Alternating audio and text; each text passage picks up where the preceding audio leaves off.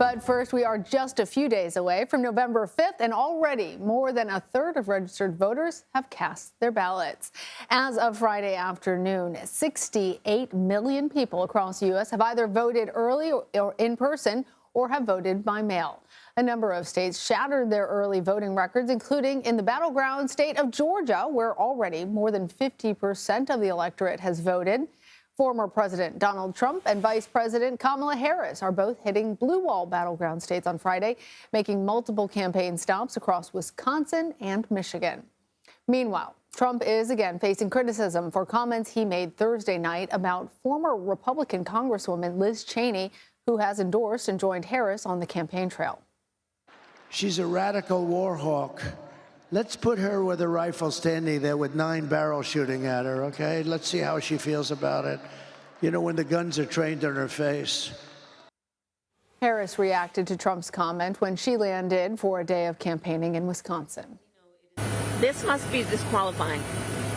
Anyone who wants to be president of the United States who uses that kind of violent rhetoric is clearly disqualified and unqualified to be president. I want to bring in now CBS News Chief Washington Correspondent Major Garrett. Major, what do you make of Trump's comments on Liz Cheney and the Democratic response to it? So at one level, you can ask a question. Did it sound like it was vaguely or maybe explicitly violent about a woman in public life, Liz Cheney? A lot of people would say, yes, that's what it sounded like. On the Trump side, could you say, was there a broader context about members of Congress sending people off to war and not understanding the horrors of combat? Yes, you could make a broader contextual argument about that, but here's really the key. At this stage of the campaign, let me give you a metaphor. It's a lemon meringue pie. What's the meringue? What's the thin, airy stuff at the top that catches our attention but doesn't really matter? Rhetorical exchanges like this. What's the substance that does matter? What you dig into with a lemon meringue pie, the lemon pie itself. That's get out the vote mobilization, that's voter contacts, and anyone who runs a national campaign knows at this stage, right now, the Friday before the Tuesday of Election Day, the campaign is decided not by the lemon meringue, not by rhetorical exchanges, but how successful you are at identifying potential voters, mobilizing them, and make sure that mobilization shows up either on or before Election Day. But Major, doesn't this rhetoric have an effect, though, on voter turnout, on voter enthusiasm? And we should note, Trump isn't the only one to use harsh rhetoric. Do you think Donald Trump is a fascist? Yes, I do. Yes, I do. There's very little focus on Trump's agenda. Yeah, the term is bullseye. It was a mistake to use the word. I didn't say crosshairs. I meant bullseye. I meant focus on him. Focus on what he's doing. Unquestionable at this point that that man cannot see public office again. He is not only unfit, he is destructive to our democracy, and he has to be eliminated. So, Major, continuing with your analogy of a meringue pie, I guess, is it right for us just to think of that as fluff? This is just the way of politics now, the new normal, and that we can discount the rhetoric that we use? At this stage of the campaign, that's my emphasis. At this stage of the campaign, by this time, the country has well experienced plenty of rhetoric it would not regard as recognizable based on previous campaigns. Trump's rhetoric is incendiary, has been since 2016, has become more so in this campaign. That has created a higher degree of alarm among Democrats and a counter-rhetorical response. That is a constant in this campaign. And to your question about turnout, well, 68 million people have already voted. That tells us two things. They believe the stakes of this election are very high, and some want to vote early so they can authoritatively tune all this out because they've cast their ballot. They've made their judgment, and they don't have to listen anymore. But to the question of does this dampen turnout, it's not dampening it in this election because clearly the early vote, not driven by COVID concerns, as it legitimately was in 2020, is being driven by a voter preference. And that tells us the totality of turnout will in all likelihood exceed the record set in 2020. So whatever the rhetoric is doing to our level of angst or anxiety or aggravation, it's not diminishing voter turnout or participation. Well, what One final thought from you, Major, because I always love our conversations. As we're thinking about this election and the rhetoric and the stakes, do you think that the stakes are highest in this election? I mean, you've covered so many.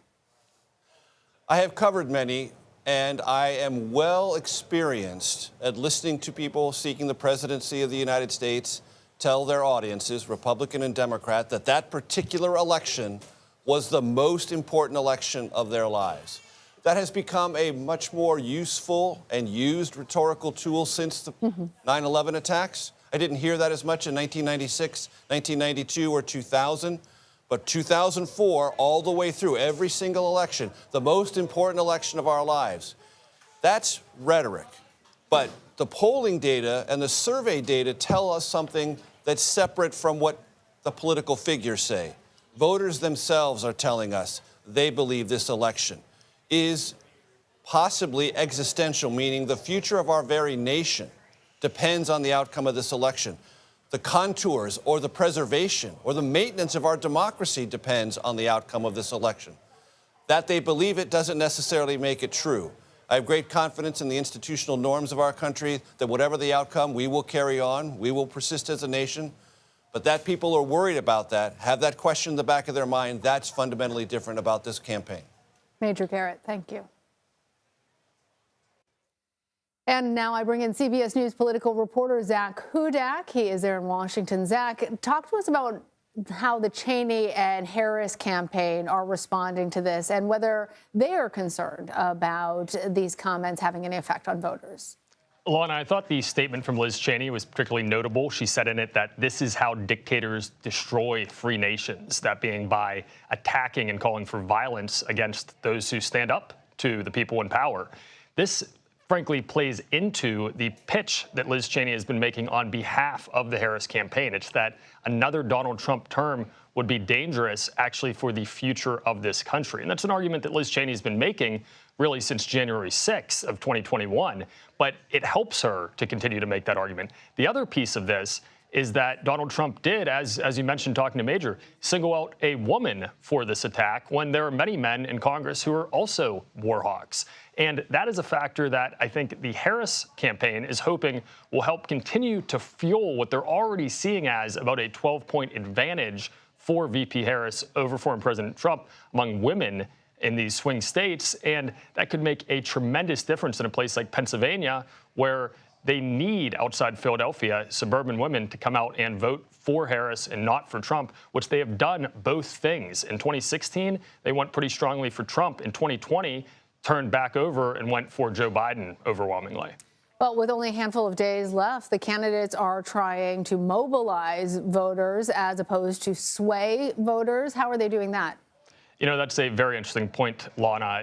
We often, I think, fall into looking at winning and losing counties. But the reality is states are not won by how many counties you win. States are won by the sheer number of votes that you get in that state. So in some ways, spending time in the densely populated urban areas or even in the fairly densely populated suburbs around a city, take Philadelphia, for instance, as we were just talking about, that is a place where you might not be able to flip the county, but just winning an extra point or 2 points of the share of vote there could actually have a larger impact than flipping some small county that has only 40,000 votes. So we are seeing that with Trump and Harris continuing to go places like Philadelphia, places like Pittsburgh, places like the suburbs of Detroit, places like Charlotte, North Carolina, and Atlanta, Georgia. I think we'll continue to see that, and that really is just that factor that at the end of the day, you need as many votes as possible in a state, not as many counties as possible. Well, on that note, they do need the state. So where are both candidates going to be during this final weekend before Election Day?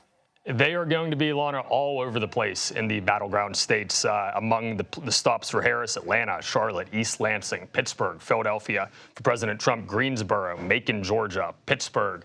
So they are going to be flooding the zone on these battleground states. And I also want to note their running mates, that's Governor Tim Walz and Senator Vance, are also going to be doing the same. Every one of those candidates is going to be holding at least 3 events on Monday and reaching as many voters as humanly possible in those final moments before Election Day. All right, Zach Hudak, thank you. Thank you, Lana.